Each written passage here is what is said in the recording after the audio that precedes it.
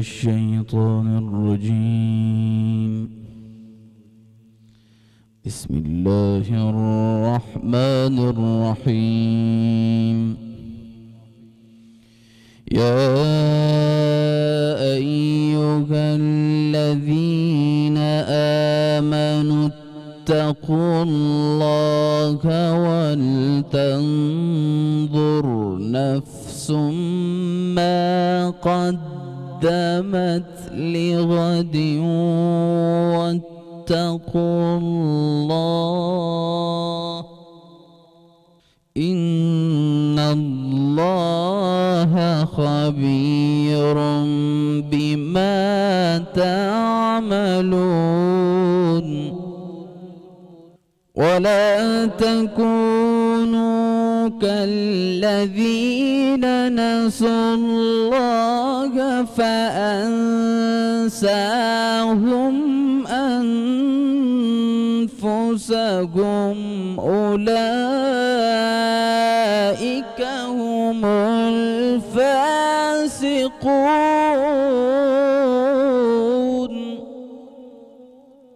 لا يستوي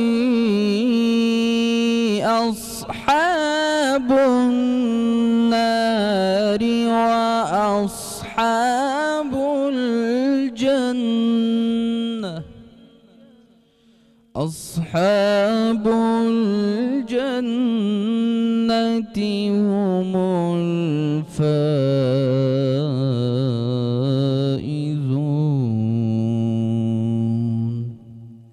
صدق الله العظيم.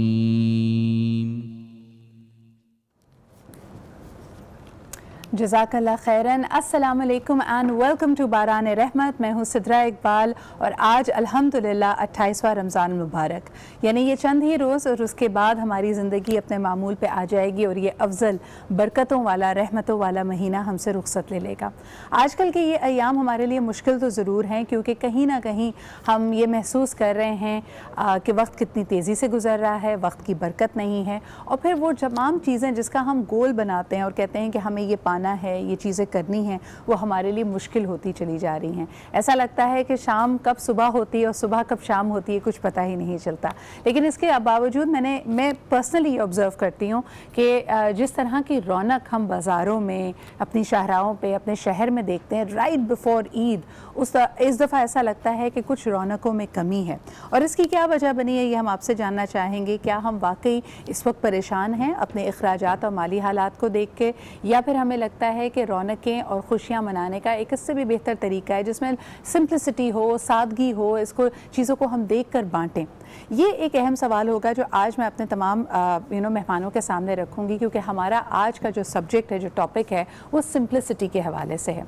इस्लाम हमें बार बार सादगी अपनाने की तलकीन करता है, और कल की गुफ्तगू में भी आखिर में ये इशू निकल के सामने आया कि फिर सेलिब्रेशन का हमारे लिए, हमारे नज़दीक क्या मायने हैं, दीन हमारी कैसे रहनुमाई करता है। क्या हम चीज़ों को सेलिब्रेट ना करें, अपनी सेलिब्रेशन से पहले क्या अपने इर्द गिर्द के लोगों को देखें, क्या मसावात इख्तियार करें। लेकिन अगर अल्लाह किसी को किसी से ज़्यादा नवाजे तो फिर उन नेमतों का शुक्र किस तरह बजा लाएं। या हम इस बात पे थोड़ा सा गिल्टी फील करते हैं, मायूस फील करते हैं, उन चीज़ों को इस्तेमाल करते हुए हमें कहीं ना कहीं होता है कि कहीं ये रयाकारी के ज़ुमरे में ना आ जाए। तो ये वो मामलात हैं जो कहीं ना कहीं हमारे जहनों को उलझाते हैं। और इस महीने में है जब हम अपने कॉल पे, अपने फेल पे, अपने हालात पे एक नज़र डालते हैं, रिफ़्लेक्ट कर रहे होते हैं, तो ये सवालात भी हमारे सामने आए हैं। और यकीनन यही वो प्रैक्टिसेस हैं जिसको लेकर हमने अब आगे साल में भी चलना है। जो रेजोल्यूशंस आपके अंदर आई हैं और इसके साथ साथ जो अच्छी आदतें आई हैं, अगर आपने नमाज की पाबंदी करना शुरू कर दी है, अगर आपने झूठ बोलना छोड़ दिया है सिर्फ इस बात से कि भाई मैंने रोज़ा रखा हुआ है तो झूठ बोलना तो बनता ही नहीं है, यही हुक्म, यही अहकामात पूरे साल के लिए भी हैं। सो इसलिए कोशिश कीजिए कि जो आपने अच्छी आदतें अपनाई हैं उनको आप पूरे साल अपने साथ लेकर चल सकें। कुछ लोगों के लिए ये हेल्थ एक रियलिटी चेक भी था कि किस तरह उनको मीठे को छोड़ना है, तली हुई चीज़ों को छोड़ना है, ज़्यादा स्पाइसी फूड को छोड़ना है। तो अगर ये आप अपनी ज़िंदगी में कर पाए हैं, बहुत अहम है कि इनको आप अपने साथ लेकर चलिए। इसी के साथ अब बढ़ते हैं प्रोग्राम के अगले पार्ट की तरफ, और मैं आपको बताती चलूँ कि हमेशा की तरह हमने एक ख़ास रिपोर्ट, एक खुसूसी रिपोर्ट आपके लिए तैयार की है। आज की ये रिपोर्ट हतीम के हवाले से है। जिन लोगों को हज बैतुल्लाह करने की या उम्रे पे जाने की सादत हासिल हुई है, आप जानते हैं कि काबे के करीब, बहुत ही करीब, एक सेमी सर्कल की तरह की एक दीवार मौजूद है और इसको हतीम कहा जाता है। और अगर आप अक्सर देखें तो वहाँ पर रश बहुत होता है, मकाम इब्राहिम से बहुत ये करीब है और लोग इसमें ख्वाहिश जाहिर करते हैं कि इसमें वो नवाफिल अदा कर सके। इसकी हिस्ट्री क्या है, इसका बैकग्राउंड क्या है, आज आपको ये बताते हैं। कहा यह जाता है कि हतीम का एक और नाम हिजरे इस्माइल भी है और कुछ रिवायात के मुताबिक हज़रत बीबी हाजरा और हज़रत इस्माइल अलैहिस्सलाम की क़ुबूर भी इसी अहाते में मौजूद हैं। हज़रत बीबी आयशा से ये रिवायत है कि उन्होंने हुज़ूर अकरम सल्लल्लाहु अलैहि वसल्लम के सामने ये ख्वाहिश जाहिर की कि वो काबे के अंदर नवाफिल अदा करना चाहते हैं। तो जो वाक़े का मफ़हूम है वो कुछ इस तरह से है कि हुज़ूर अकरम सल्लल्लाहु अलैहि वसल्लम ने उनका हाथ पकड़ के उनको हतीम में लेके आए और कहा कि यहाँ पे नवाफिल पढ़ने का सवाब बिल्कुल ऐसा ही है जैसे तुमने काबे के अंदर नमाज अदा की हो। फिर उन्होंने इस वाक़े की भी थोड़ी सी तशरीह की और हज़रत बीबी आयशा से ही रिवायत है कि उन्होंने हुज़ूर अकरम सल्लल्लाहु अलैहि वसल्लम से ये दरियाफ़्त किया कि या रसूल अल्लाह, क्या कभी ऐसा भी वक्त था कि हतीम एक्चुअली काबा के अंदर हुआ करता था? तो इसकी भी हुज़ूर अकरम सल्लल्लाहु अलैहि वसल्लम ने बिल्कुल इसको कहा, इसको पॉजिटिव में, अफर्मेटिव में इसका जवाब दिया कि वसाइल की कमी के बायस इसको काबे से अलग कर दिया गया, यानी काबे के ये बाहर वाक़े है, लेकिन एक वक्त ऐसा भी गुजरा है जब ये अहाता भी काबे के अंदर ही मौजूद था। तो आइए आपको दिखाते हैं।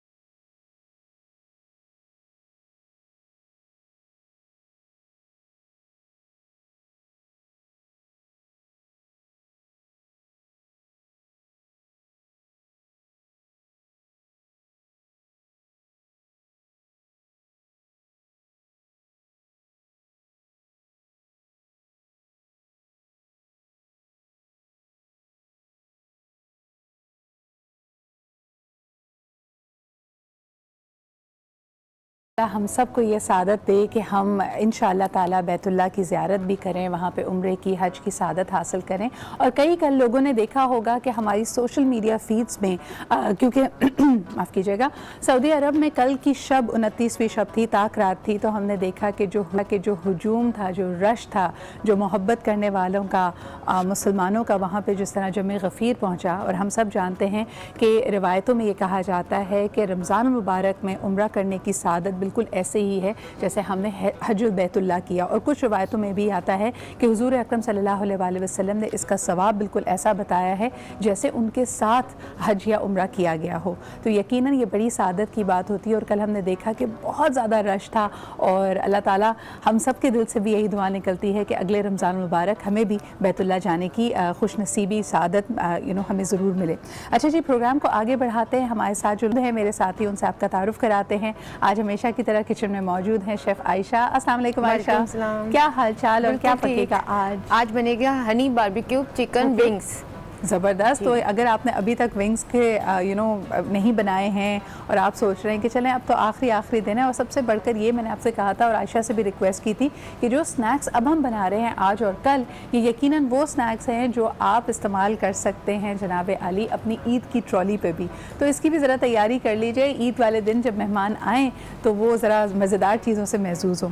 इसके अलावा जी हमारे साथ मौजूद हैं सना ख्वानी और नात ख्वानी के लिए अली नकवी साहब। बहुत बहुत शुक्रिया अली आपकी भी यहाँ पे मौजूदगी का। और अब प्रोग्राम को आगे बढ़ाएंगे यकीनन, और आपसे हम नातिया कलमात भी सुनेंगे। लेकिन अगर सबसे पहले मैं आपसे रिक्वेस्ट करूँ दुरूद पाक या बुर्दा शरीफ के लिए, और उसी के साथ फिर हम ब्रेक की तरफ बढ़ेंगे। वापस आते हैं तो फिर एक नात भी आपसे सुनेंगे। बिस्मिल्लाह कीजिए।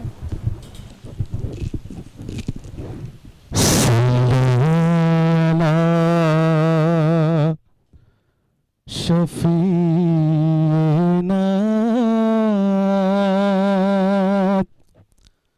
सल्ली अला मुहम्मदिन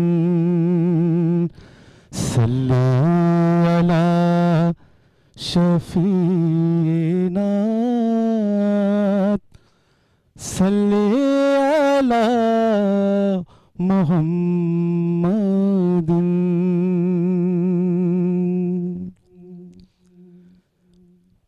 देखिए राज़े पे कब हमको वो बुलाते हैं, हम तो हर रोज़ मदीने की लौ लगाते हैं। देखिए रोज़े पे कब हमको वो बुलाते हैं।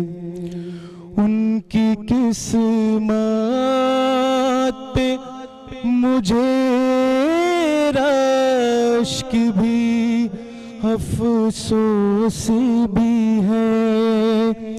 उनकी किस्मत पे मुझे रश्क भी अफसोस भी है। जाके जो लोग मदीने से पलट आते हैं, हम तो हर रोज़ मदीने की लौ लगाते हैं।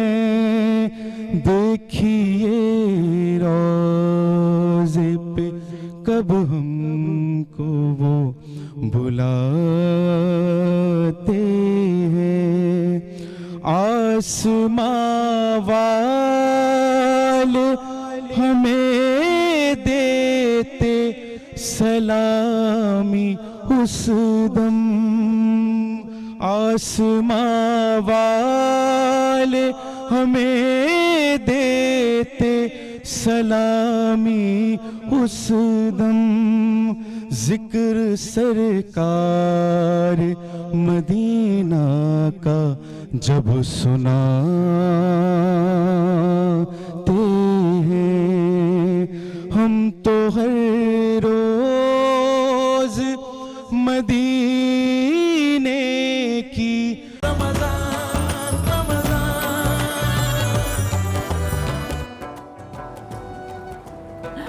Welcome back. आप देख रहे हैं बाराने रहमत। और चाहे कोई ईद त्यौहार हो या फिर आप कहें कि कोई ऐसा मौका हो, जिस तरह हमने पूरा महीना इसका एहतमाम किया रमज़ान मुबारक का, ख़वातीन को कभी छुट्टी नहीं मिलती। मुझे लगता है कि सारी रौनकें, सारा एहतमाम अगर आप देखा जाए घरों का, ख़ास तौर पे अगर आपको घर में एक तब्दीली लगे, अगर आपको लगे कि कोई त्यौहार आया है और पता चलना चाहिए, चाहे वो पकवानों की महक से हो या घर की सजावट से हो, या जो आप कहते हैं कि उमूर ख़ानदारी में दूसरी चीज़ें जो आती हैं कि जिन लोगों की शॉपिंग करनी है, है, बच्चों की तैयारियाँ करनी हैं, ये तमाम रौनकें घर की खातून खाना से ही होती हैं। और यकीनन आज यही बात करना चाहेंगे कि अब ये जो 2-3 दिन रोज़ हैं, रमज़ान का मरहला तो गुजर गया उनके लिए, लेकिन ख़वातीन की तैयारियाँ इस वक्त रूज पे हैं। ना सिर्फ ये कि उन्होंने अपने लिए तैयारी करनी है, बल्कि एक तरह से टेस्ट होता है जी उनकी सलीका शारी का और उनकी मैनेजमेंट स्किल का, उनकी होम इकनॉमिक्स का, कि उन्होंने अखराजात को कैसे मैनेज किया है। क्या आखिरी दिन भी वो परेशान है कि उन्होंने दर्जी ने कपड़े नहीं दिए।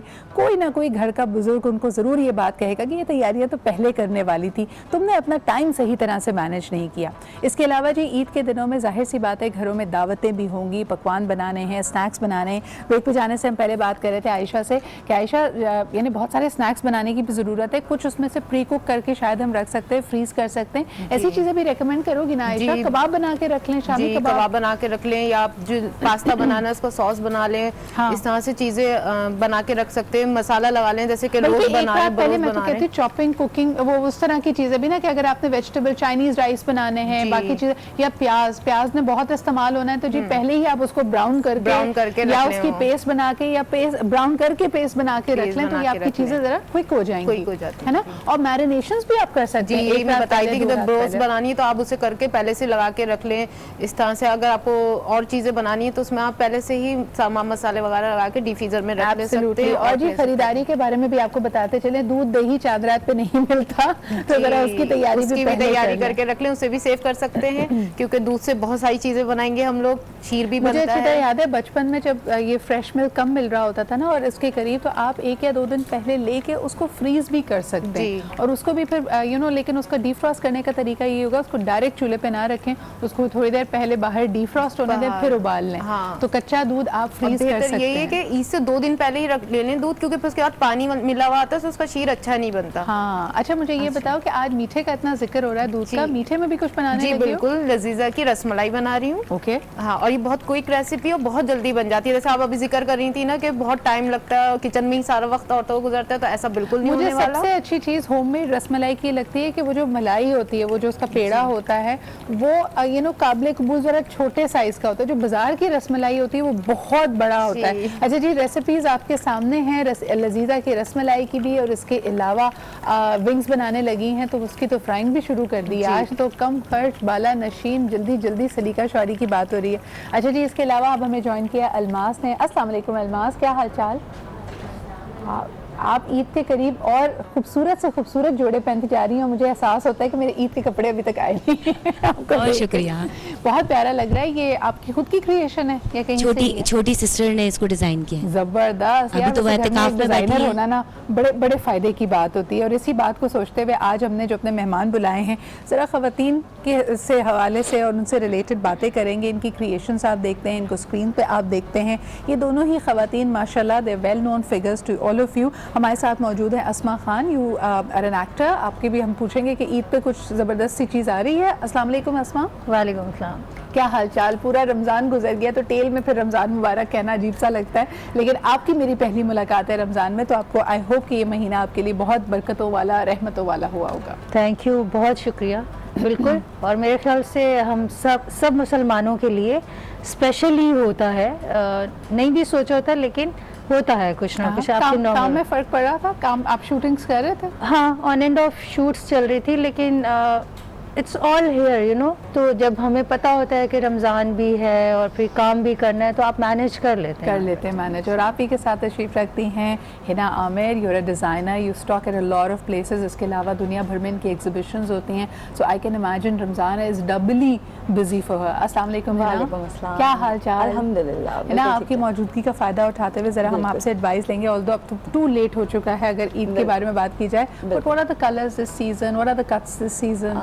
This season pastel colours are very in, और इस सीज़न ये हुआ कि बड़ा फ्लक्चुएट कर रही थी चीज़ें। लॉन्ग शर्ट भी आ रही हैं और शॉर्ट शर्ट्स भी आ रही हैं। लोग बड़े वो हो रहे थे कि हम लॉन्ग पे जाएं या शॉर्ट पे जाएं। बहुत मज़ा आया इस दफ़ा। Shalwars are very in nowadays. अब वो मैं तो लॉन्ग इसलिए पूरा महीने के बाद कल परसों कोई मैं अपने दर्जी के पास गई तो मैं उसको ये कह रही थी कि तुमने शर्ट शॉर्ट रखी, कहता उस वो प्रोग्राम देखा था, कहता बाजी आपने अबाया पहना पहन पहन ना आपको लगता है कि बहुत शॉर्ट है, कि बिल्कुल सही है। बिल्कुल सही। I was like, अच्छा मैं इसका क्या जवाब दूं? ठीक है जो नहीं, तुमने कुछ बना लोग दिया। होते हैं वो अभी भी कहते हैं कि यार बहुत लॉन्ग नहीं चाहिए हमें, बहुत लॉन्ग से मतलब थोड़ा सा लुक इस तरह का आ जाता है, मतलब बिल्कुल ट्रेडिशनल ना लगे, तो उसमें बहुत सारी फ्यूजन होती है, आप कर रहे होते हैं चीजें, हम लोग हर वक्त कर रहे होते हैं डिजाइनिंग मेरा। तो लेकिन टिप्स इस तरह से लूंगी है ना आपसे कि हमारे यहाँ जो एवरेज हाइट है अगर लड़कियों की 5'4.5", 5'5" है, जो शॉर्ट लड़कियां हैं उनको तो हम बिल्कुल रेकमेंड नहीं करेंगे कि लॉन्ग पहने, क्योंकि उससे फिर उनकी हाइट और छोटी लगेगी। बिल्कुल। और इसी तरह अगर मैं देखूं कि वो जो मोनोक्रोम्स आए हुए हैं, जैसे आज भी जो मैंने अबाया पहना हुआ है, अगर इसका बॉर्डर इतना ब्रॉड बना हुआ है, इससे भी आपकी हाइट कम लगती है। तो उनको फिर क्या करना चाहिए? They should go in one colour. हाँ, वन कलर पे भी जा सकते हैं वो। मोस्टली मैं उनको मशवरा ये देती हूँ कि स्ट्राइप्स पे जाएं। अच्छा, स्ट्राइप्स पे बड़ा ये होता है कि वो लॉन्ग स्ट्राइप्स होते हैं, वर्टिकल हो या हॉरिजॉन्टल हो, वो डिपेंड करता है। हाँ। तो वो उससे उनकी हाइट थोड़ी सी बड़ी लगेगी, और जो हेल्दी हैं वो भी थोड़ा सा जो है ना, उनकी भी जो वाइड आ रही होती है बॉडी की शेप ना, उससे थोड़ी सी स्लिम लुक आएगी। ठीक है। अच्छा, दूसरा एम्ब्रॉयडरी का भी बताइए, क्योंकि अक्सर अब लड़कियों ने कपड़े तो ले लिए होंगे, लेकिन अगर हम रेडीमेड कपड़े लेते हैं तो उसके अंदर एम्ब्रॉयडरी इज ऑल ओवर।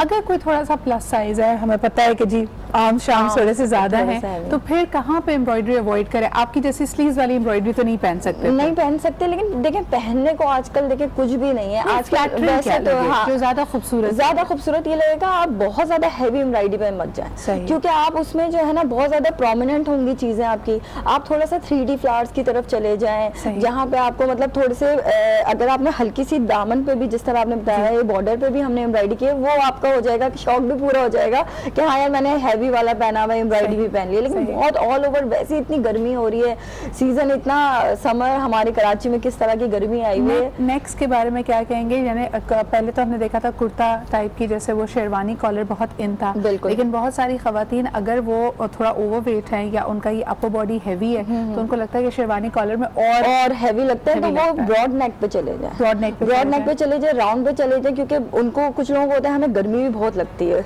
जो दुबले भी है वो भी कुछ शिकायत करते हैं, मतलब मुझे तो होता है कि कस्टमर की हर बात हमें सुननी पड़ती है कि उनको क्या चाहिए। मे भी उनके ऊपर कुछ चीजें अच्छी नहीं लग रही होती है, वो कहते हैं नहीं हम कोई मशवरा दे रहे होते हैं, तो कहते हैं नहीं मुझे ये नहीं, ये वाली चीज चाहिए।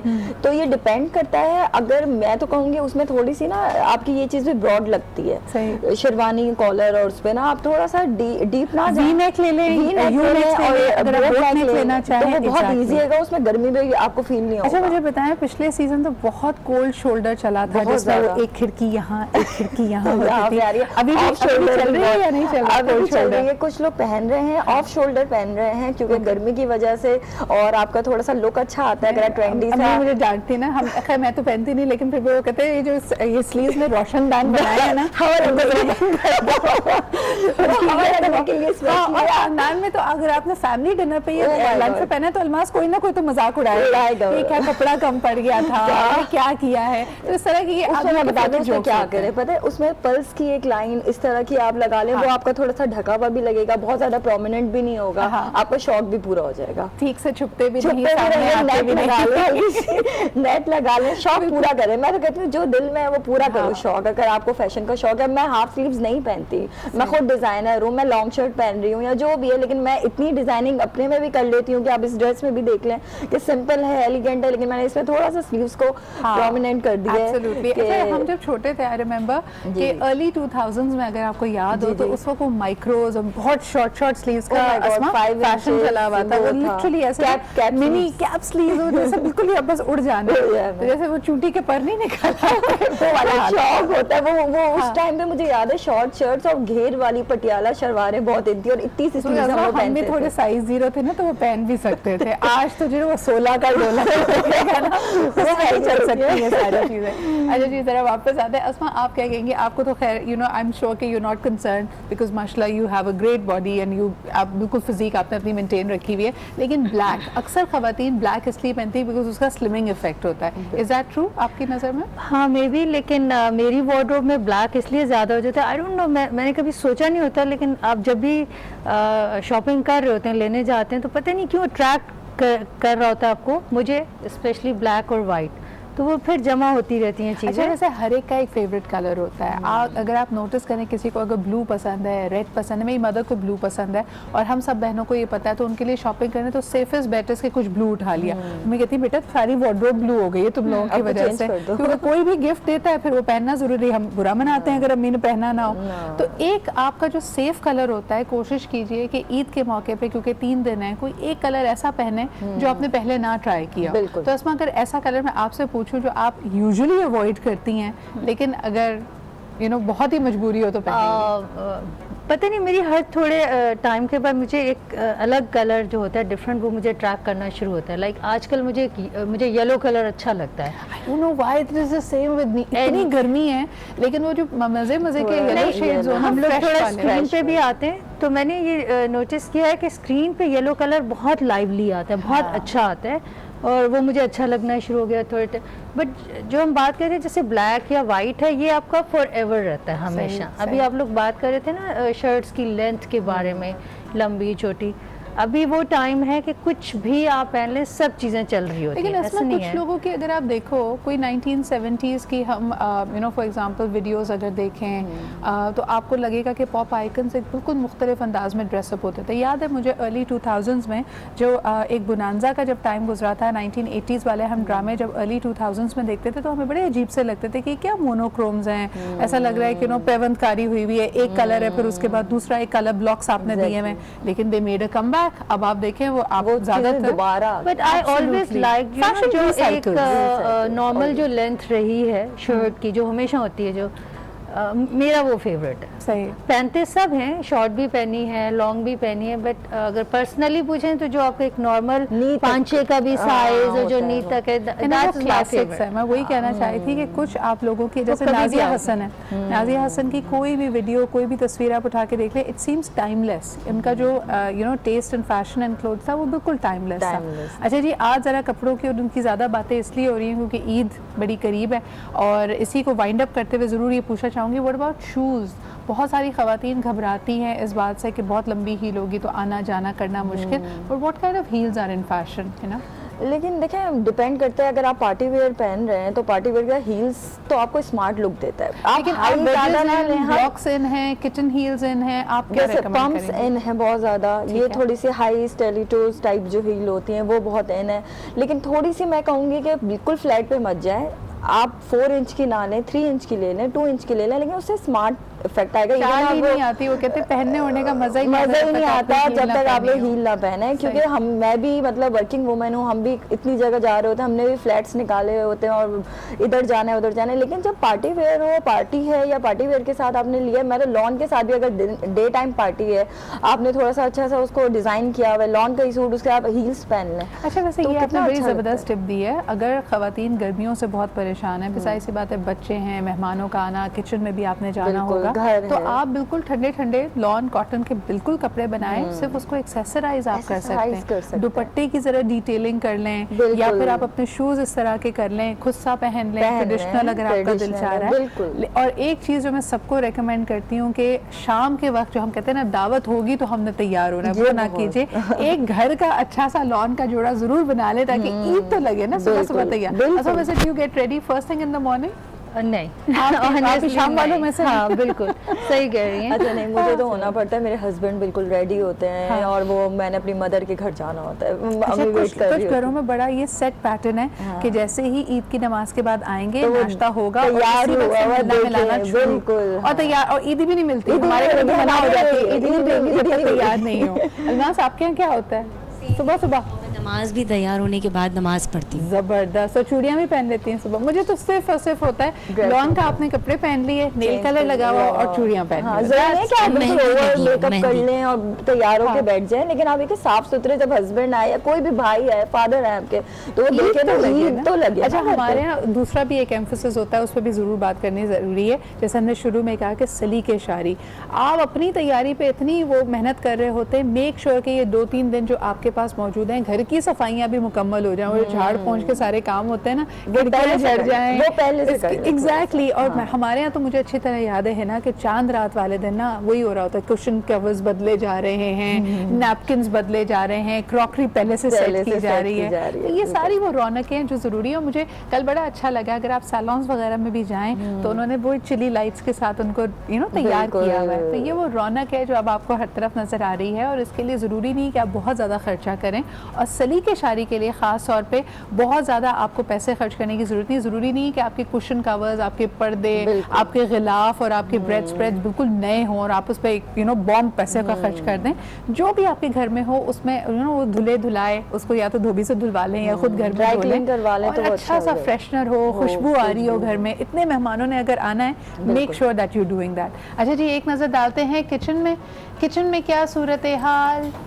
अभी फ्राई कर रही हूँ मैं विंग्स, और फिर इसका सॉस बनाऊंगी बारबेक्यू, फिर उसमें कोट करूंगी। अच्छा, एक क्विक सवाल आपसे भी हो जाए कि अगर मेहमानों ने ईद वाले दिन आना है, मैरिनेट तो हमने करके रखे हैं विंग्स को, फ्राई करने का बेस्ट टाइम क्या है? जब मेहमान आए उसी वक्त गरम गरम अगर फ्राई भी करके रख देना इसे तो फिर बेस्ट है, क्योंकि सॉस में आप उसे कोट करेंगे ना, सॉस फिर जब भी बनाए कोट करें, गरम गरम सॉस उस वक्त आपने कर दिया, ठीक है। और इसमें हम मुख्तलिफ सॉसेस हो सकती जी, आज ही आपको हनी बता रही हैं। इसके अलावा बफलो विंग्स बड़े अच्छे बनते हैं। वैसे किसी ने मुझसे फरमाइश भेजी थी कल, अगर हो सके Ayesha buffalo sauce banana please सिखा देना लोगों को, और चटपटा हमारा खाने को दिल चाहते हैं, इतने सारे स्नैक्स के साथ वो चल सकती है, तो वो ज़रूरी है।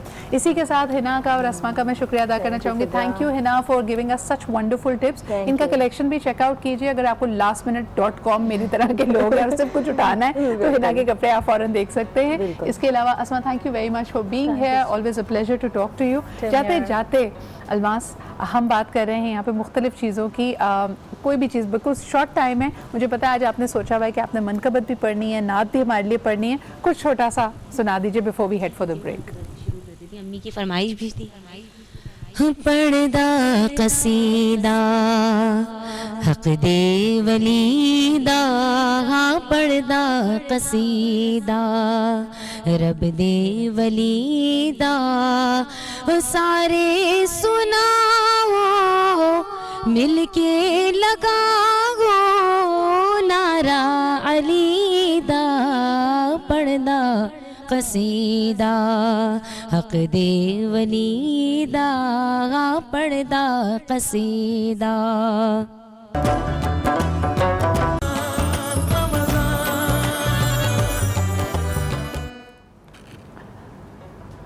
Welcome back. आप देख रहे हैं बारान रहमत, और ये अक़ीदत के रहमत के जो चंद रोज़ चंद अयाम हमारी खुशनसीबी से हमें मिले हुए हैं उन्हीं पे गुफ्तगू हो रही है।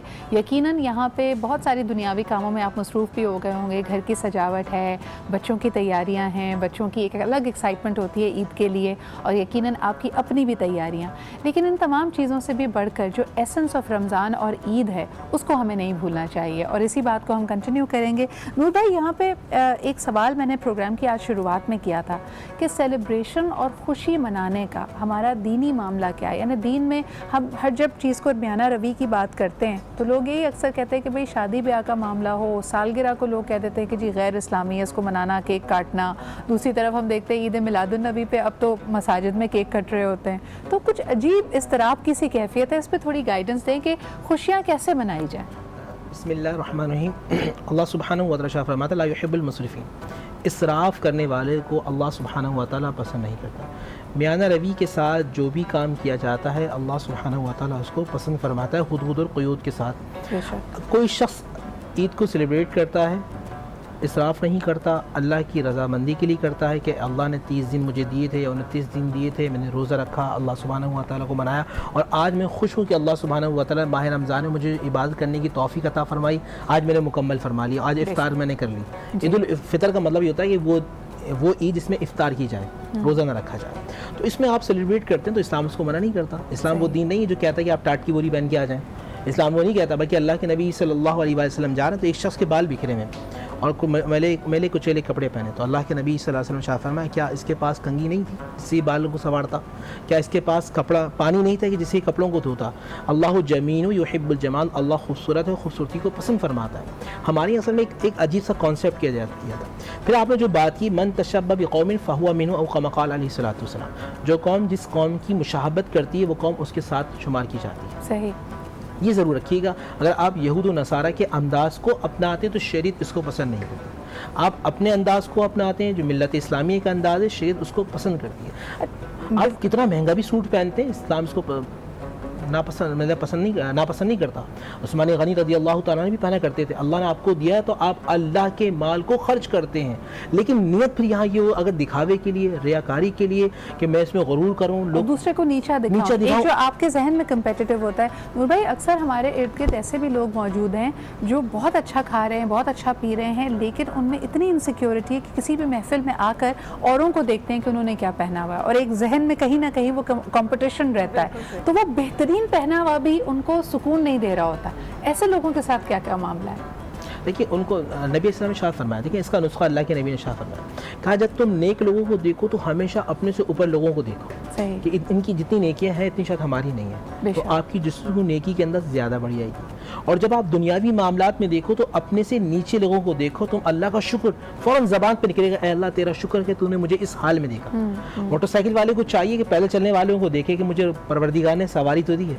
उससे जो कार जो नॉन एसी गाड़ी चला रहे हैं तो उनको चाहिए कि वो देखें कि परवरदिगार ने मुझे ये सहूलत अता फरमाई, यानी कि हर बंदा अपने नीचे के देखेगा, पैदल चलने वाला उसको देखे जिसके पास टांगे नहीं है। बेशक बेशक, और यही वो मामला होता है जिससे आप देखिए, हम में से हर शख्स खूब से खूबतर की तलाश में एक ऐसी रेस में पड़ गया है कि कभी कभार हम अपना भी नुकसान कर लेते हैं। इरम, जाते जाते ये बात आपसे भी करना चाहूँगी कि खूबसूरत, जैसे नूर भाई ने कहा कि अल्लाह ताला हुस्न को, जमाल को पसंद करता है क्योंकि हर खूबसूरती अल्लाह की ही दी हुई है, लेकिन कुछ लोग इसमें इतना ज़्यादा, और ख़ास तौर पे कुछ ख़वातीन हैं, हमारी इंडस्ट्री भी कुछ ऐसी है कि बुढ़ापे को या एज के गुजरने को कबूल ही नहीं कर पा रहे होते हैं। ऐसे लोगों को आप क्या मशवरा देती हैं? आई थिंक एक्चुअली होता ये सिद्रा कि जब आप इस तरह अपने आप को पहले से इस चीज़ के लिए वो नहीं रखते कि आपको एक खूबसूरत एज में जाना है, क्योंकि हर एज की एक अपनी ब्यूटी होती है, ठीक है, हमेशा आप 10 एज में नहीं रहते। बेशक। और नेचर और नेचुरल जो चीज़ें होती हैं ना,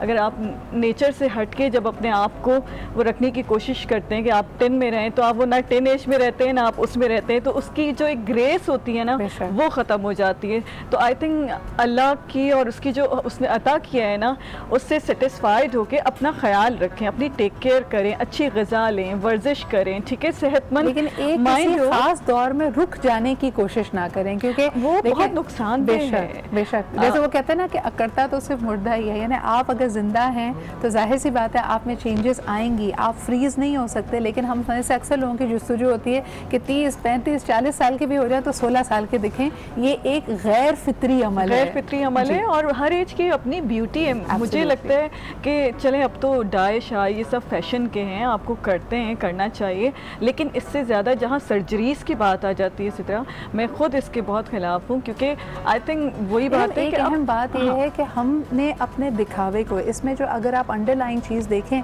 कि हमारा जो जाहिर है उसको हमने अपने बातिन पे कितनी फोकियत दी हुई है। यानी जहाँ हम कहते हैं ना, किसी को आपने कहा, मशवरा दिया कि अपना ख्याल रखो, तो अपने ख्याल से ये मुराद होगी कि जी बालों को तिरछपा के रखो, उसको डाई करके रखो, स्किन तुम्हारी अच्छी होनी चाहिए, रूह के लिए आप कुछ नहीं करना चाहिए। जी, इस्लामी पॉइंट ऑफ व्यू से एक बात बताता हूं, देखिए जिसम अल्लाह सुब्हानहू व तआला ने आपको दी, या अल्लाह की अमानत है। बेशक।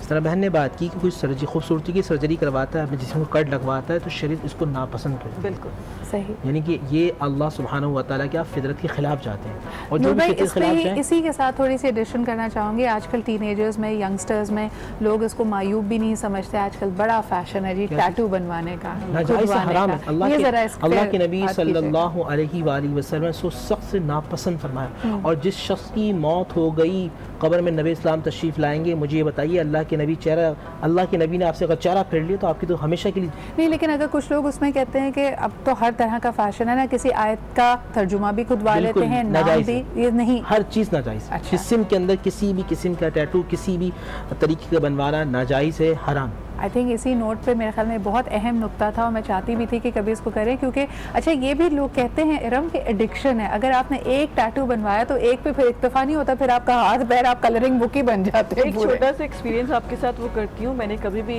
एक्रेलिक नेल्स नहीं किए, मैं आउट ऑफ कंट्री कोर्स करने गई हुई थी, तो मुझे उसमें वो लगवाने पड़े, क्योंकि मुझे वो देखना था, सीखना था टेक्निक्स के लिए। लेकिन मैं इतनी अल्लाह पाक की वो हूँ कि अल्लाह पाक ने जो नेचुरल एक उसमें जो एक खूबसूरती और जितना कंफर्ट आपका दिया है ना, आप यकीन करें, मैंने आज आप मेरे नेल्स अगर देखें, मैंने इसकी रिवायत पढ़ी है, कहा जाता है कि जिस तरह आपके नाखून की खाल है, हज़रत बीबी हवा और हज़रत आदम अलैहिस्सलाम, ये आपका लिबास हुआ करता था, और जब आपको दुनिया में फिर भेजा गया तो ये सिर्फ आपकी उंगलियों के पोरों पे इसलिए छोड़ दिया गया ताकि आपको याद रहे कि वो इस तरह की कवरेज एक, यानी कहा जाता है कुछ रिवायतें आपको इस तरह की मिलती हैं। लेकिन बहरहाल जी, इस प्रोग्राम को आगे बढ़ाएंगे। इरम का शुक्रिया अदा करेंगे for being here. Very important tips. अपना ख्याल ज़रूर रखें, लेकिन सिर्फ ज़ाहिर का ख्याल नहीं रखें, अपने दिलों को भी साफ़ करें अपनी रूह की अफजाइश के लिए। और जिस तरह कहा जाता है कि दिलों को सुकून सिर्फ अल्लाह पाक के कलाम से और अल्लाह का जिक्र करके मिलता है, ये कुरान हकीम में दर्ज किया गया है। तो इन चीज़ों पर भी ज़रा आप गौर कीजिए। अब जी एक छोटा सा ब्रेक लेते हैं, ब्रेक के बाद हाजिर होंगे। हमारे साथ रहिए, देखते रहिए बारान रहमत।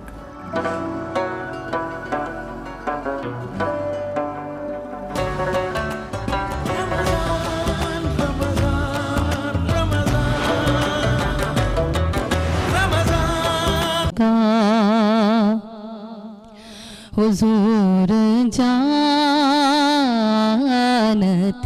हैं जो हो चुका है, जो होगा, हुजूर जानते हैं। तेरी अता से खुदाया हुजूर जानते हैं। बरोज़े हश्र शफाअत करेंगे चुन चुन कर के हर गुलाम का चेहरा हुजूर जानते हैं कि हर गुलाम का चेहरा हुजूर जानते हैं। तेरी अता से खुदाया हुजूर जानते हैं। कहाँ है अर्श मुअल्ला हुजूर जानते हैं। सुभान अल्लाह, जज़ाकल्लाह। अब हमारे साथ मौजूद हैं इरम फ़ातिमा, सना ख़्वानी के फ़राइज़ अदा कर रही थी। ये सआदत आपने हासिल की, बहुत बहुत शुक्रिया यहाँ मौजूद होने का। हम बात कर रहे थे सेलिब्रेशंस के हवाले से, खुशियों के हवाले से। यकीनन पाकिस्तान में, बरसग़ीर में, इस ख़ित्ते में अगर देखा जाए तो कोई भी खुशी अधूरी लगती है जब तक कोई बहुत खूबसूरत से पकवान, अल्लाह ताला की नेमतें उसमें शामिल ना हो। तो एक नज़र डालते हैं जी शेफ़ आयशा की काविशों पे, क्या बन चुके तैयार हो चुका है? तैयार हो चुका है। रसमलाई बनाई है आज और हनी ग्लेज्ड विंग्स बनाए हैं। विंग्स की रेसिपी जी मौजूद है आपकी स्क्रीन पे भी, थोड़ी देर में आपको दिखाते हैं। ये बहुत अच्छा सॉस आखिर में डाली है, तो मैं अभी यही बता रही थी कि मैरिनेट करके रख लें इनको, फ्राई उस वक्त करें जब मेहमान आ जाएं। नहीं, फ्राई भी करके रख लें। फ्राई भी करके हाँ, बस आप जो है सॉस बनाए, इसमें हमने बारबेक्यू सॉस लिया था, केचप डाला था, ब्लैक पेपर डाला था, सॉल्ट डाला था, और साथ हमने जिंजर पाउडर डाला था और उसमें से कोट कर लिया था, और साथ ऊपर ग्रीन अनियन डाल दिया। अच्छा मुझे बताओ, हनी कब डलता है? हनी भी डाला था, फिर सॉस में डाला था। और हनी कितनी इकसाम अब मौजूद है आयशा, क्या कहोगी? थोड़ा डार्क वाला हनी या जो लाइट कलर का, उसकी जरा खूबसूरती ज्यादा आती है ना? बिल्कुल सही। और रसमलाई भी, रसमलाई हाँ लजीजा की हमने एक पैकेट बनाया था और इसमें 1 दर्जन से ज्यादा बन गई हैं। 1 दर्जन से ज्यादा? जी बिल्कुल। तो अच्छा, इसका भी एक फॉर्मूला होता है। What shape do you prefer? Rasmalai में रसगुल्ला जो होना चाहिए वो गोल होना चाहिए, या तुम्हें चपटा वाला ज्यादा अच्छा लगता है? गोल तो कबाब की तरह का होता है, वो दूध में रह के फिर ज्यादा वो बड़ा भी छोटे साइज का बना है, क्योंकि वो अपने डबल से डबल साइज ले लेता है। अच्छा, 4 गुना बढ़ जाता है। जी 4 गुना। ठीक है जी, थैंक यू सो मच। और उसके बाद इसको पिस्ताशियो और आमंड से गार्निश भी किया गया है। लजीजा की रसमलाई ने, लजीजा की तमाम ही डिजर्ट्स मिक्सेस ने आसान कर दिया है। तो जी अगर आप समझते हैं कि रोज रोज नई डिश नहीं बन सकती मीठे में, तो ये आपकी मुश्किलों को हल कर देगा। Thank you Ayesha for always being such a help in the kitchen. अच्छा जी, अब आगे बढ़ते हैं। अभी हम थोड़ी देर पहले शब जायज़ा का जिक्र कर रहे थे, यानी जब शवाल का चांद नज़र आ जाता है, शवाल की पहली तारीख हो जाती है, तो हम ज़रा मशगूल हो जाते हैं अपने दुनियावी कामों में, दर्जी के पास भागना, घर की चीज़ें, दूध ले आओ, दही ले आओ, बच्चों ने कहा चूड़ियाँ, मेहंदी कर लो। लेकिन ये रात इसका अपना एक बहुत ही मोतबर एक इसकी जगह है, और यकीनन जिस तरह नूर भाई ने कल भी कहा कि इसकी मिसाल बिल्कुल ऐसी है कि पूरा महीना आपने काम किया और जब उसकी उजरत मिलनी है, जब उसका चेक मिलना है, तो आप मौजूद ही नहीं है। नूर भाई, चेक पे बड़ा जोर है वैसे आज, क्या बात है?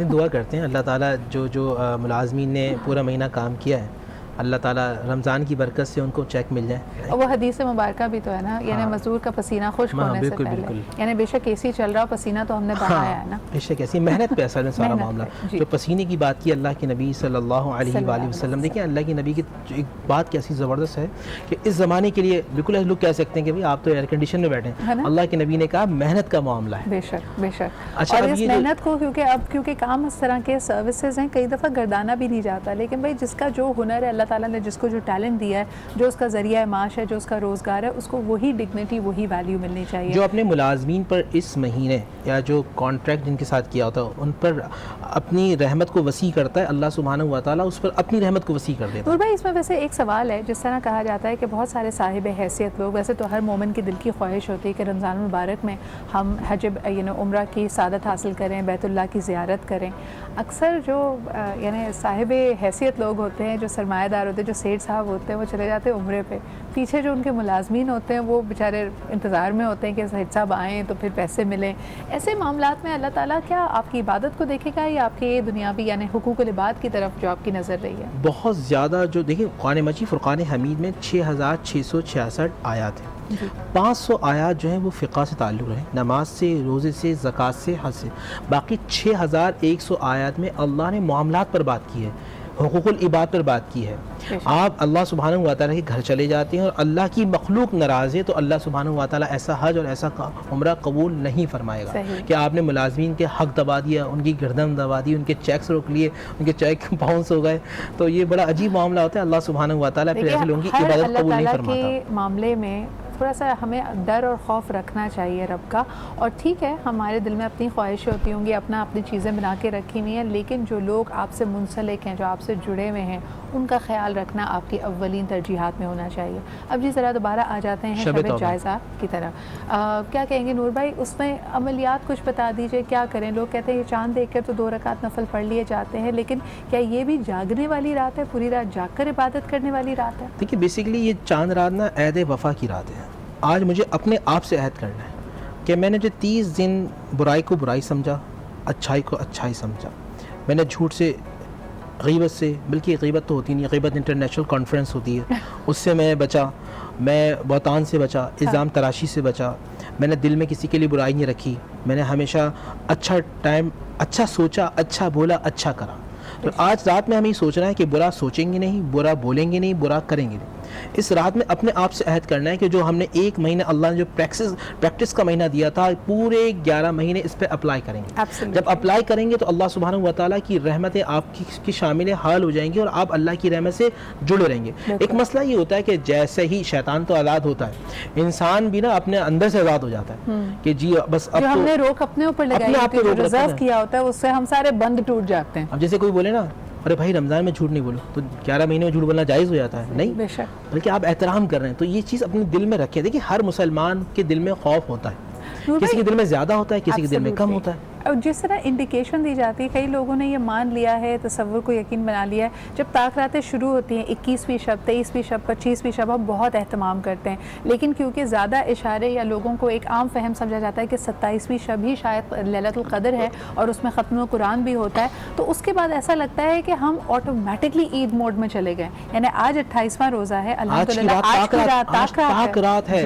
याद रखिएगा अल्लाह सुब्हानहू व तआला ने इतनी रातें अता फरमाई कि तुम किसी रात में भी जाग लो, मैं तुम्हें बख्श दूंगा। मेरी मेरी बरकत है, तुम आ तो जाओ, मैं तुम्हें बख्श ना दूं तो फिर कहना। फिर आज की रात भी मिस हो गई तो फिर कल की रात लैलतुल जायज़ा। मतलब रब चाह रहा है, बंदा नहीं चाह रहा। जब तक हम जिंदा हैं रब चाह रहा है, जब इंसान मर जाता है, कब्र में चाहता है, फिर बंदा चाहता है, फिर अल्लाह नहीं चाहता, क्योंकि इंसान को अल्लाह ने इंसान को मोहलत दी होती है। नूर भाई, एक वैसे आपने क्योंकि बात की है, मैं उस दिन भी पूछना चाह रही थी, हमने यहाँ पे सूरह अल-मुनाफिकून की आयत की जब तिलावत की तो उसकी तशरीह में, उसकी तर्जुमे में ये लिखा था कि इंसान जब मर जाएगा तो अल्लाह से मोहलत मांगेगा कि अगर मुझे दुनिया में वापस भेज दिया जाए तो मैं सदका दूँ। तो यहाँ पे सदक़े की जो अहमियत है वो उजागर होती है। यानी उन आयात में ये नहीं लिखा कि इंसान वापस आके नमाज़ पढ़ना चाहेगा, उम्रा करना चाहेगा, हज बैतुल्लाह करना चाहेगा। सदका इतना इम्पोर्टेंट कैसे है? देखिए, सदका लफ्ज़ सदक़ से सौद दाल क़ाफ, इसलिए सदका सादिक, सच्चाई पे।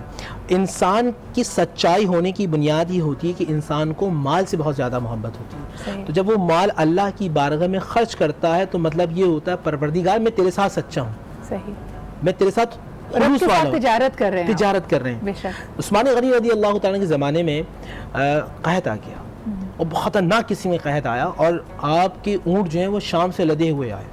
तो लोग आपके पास आ गए, कहा अभी मदीने के बॉर्डर पे आपके ऊँट क्रॉस नहीं हुए, हम आपको 5 गुना देते हैं। आपने फरमाया थोड़ा है। एक आया, उसने कहा हम आपको 7 गुना देते हैं, आप एक की चीज़ 700 में हमें भेज दें। फरमाया थोड़ा। एक आया 10 गुना। कहा तुम क्या चाहते हो? कहा मैंने उस रब से तिजारत कर ली है कि जो एक का मुझे लाखों देगा। सुभान अल्लाह। तो जब आप अपने रब से तिजारत कर लेते हैं तो इस्तारा है कि कसरत के लिए लाख करोड़ जितना दे आपकी सोच नहीं। मौला अली का भी कौल है ना इसी हवाले से कि अपने नफ्स को, अपने ईमान को जन्नत से कम का सौदा अगर करोगे तो घाटे का सौदा है। यानी ये अपना ईमान बेचते हुए या कोई भी अल्लाह के हुक्म की नाफरमानी करने से पहले ये सोच लो कि तुम क्या गवा रहे हो। यानी आपको लगता है दुनियावी तौर पे चंद पैसे मिल रहे हैं, अभी आपकी ज़रूरत पूरी हो जाएगी, but what you are losing is far more. देखिए, आप हज करने जाते हैं, हज में भी माली मामला भी होता है, बदनी मामला भी होता है। अल्लाह की रज़ा के लिए जाएं, लोगों के इसी नहीं दिखाने जाएं कि आप नमाज़ पढ़ रहे हैं, लोग आपकी तारीफ़ कर रहे हो कि भाई ये कारी साहब भी हैं, ये हाफिज़ साहब भी हैं, तो फिर आप कहेंगे भाई मैं हाजी भी तो हूँ। सिर्फ रज़ा अल्लाह के लिए। तो क्या होता है, आपके हर कदम रखने पर, उठाने पर अल्लाह आपको 7 करोड़ नेकी अता फरमाता है। आप हज करने जाएं सिर्फ अल्लाह की रज़ा के लिए, कुछ नहीं कहें, सिर्फ मामला ये हो कि अल्लाह तू मुझसे राज़ी हो जा, तो हर कदम के बदले अल्लाह आपको 7 करोड़ नेकी अता फरमाएगा। इसी तरह कि आप अल्लाह की राह में खर्च करेंगे, कितना अता फरमाएगा आपका वहमो गुमान नहीं है। सही सही, और ये ही मामलात अपने रखने चाहिए। माल को अल्लाह की राह में खर्च करें, इससे बेहतर उसका हुसूल हो नहीं सकता। एक दफ़ा फिर मैंने कहा ज़रा करीब से, अनकरीब से आके चिकन विंग्स को देख लिया जाए। आखिरी दिन है और सब्र आजमा रहे थे बिकॉज इतनी ज़बरदस्त इसकी खुशबू आ रही है जी। तो ये चिकन विंग्स भी रेडी हैं, इसके अलावा रसमलाई भी रेडी है, और ये वो टिप्स हैं, ये आप इस्तेमाल कर सकते हैं जी अपने किचन ट्रॉली, अपनी ईद ट्रॉली के लिए। तो ये वो सारी रिकमेंडेशंस चल रही हैं, और इरम भी बड़े गौर से देख रही है हमारी चीज़ों को। इरम, ये बड़ी ज़बरदस्त स्नैक्स बन रही हैं यहाँ पे। अब क्योंकि आखिरी लम्हात हैं आज के प्रोग्राम के, नूर भाई बहुत बहुत शुक्रिया ये बताने के लिए कि ये 2 शबें कितनी अहम हैं, और ये जाते जाते ये टेल एंड पे भी इसका आप भरपूर इन रहमतों को समेट सकते हैं। आपकी आमद का यहाँ पर मौजूद होने का बहुत बहुत शुक्रिया। अलमास, वो कलाम जो हम सबके दिलों में इस वक्त है, और मेरे ख़्याल में ये हमें थोड़ा रंजीदा भी कर देता है कि रमज़ान हमसे रुखसत हो रहा है, लेकिन इससे ज़्यादा खूबसूरत तरीका नहीं होता रमज़ान को रुखसत करने का, इन दुआओं के साथ कि इंशाअल्लाह ताला अल्लाह ताला हमें फिर ये बाबरकत सआतें नसीब करे, रोज़े रखने की, इफ्तार और सहरी का एहतमाम करने की, अपनी बारगाह में हाजिर होने की, झुकने की। इसी दुआया कलमात के साथ आज का प्रोग्राम का इख्तिताम करना चाहेंगे। कल आपसे फिर मुलाकात होगी, अपना ख्याल रखें और दुआओं में हम सबको याद रखिए। क़ल्बी आशिक़ है अब पारा पारा, अलवदा अलवदा माहे रमज़ान, अलवदा अलवदा माहे रमज़ान, अलवदा अलवदा माहे रमज़ान। कल फ़तेह हिज्रो फ़ुरक़त ने मारा, अलवदा अलवदा माहे रमज़ान। तेरे आने से दिल खुश हुआ था, और ज़ौक़े इबादत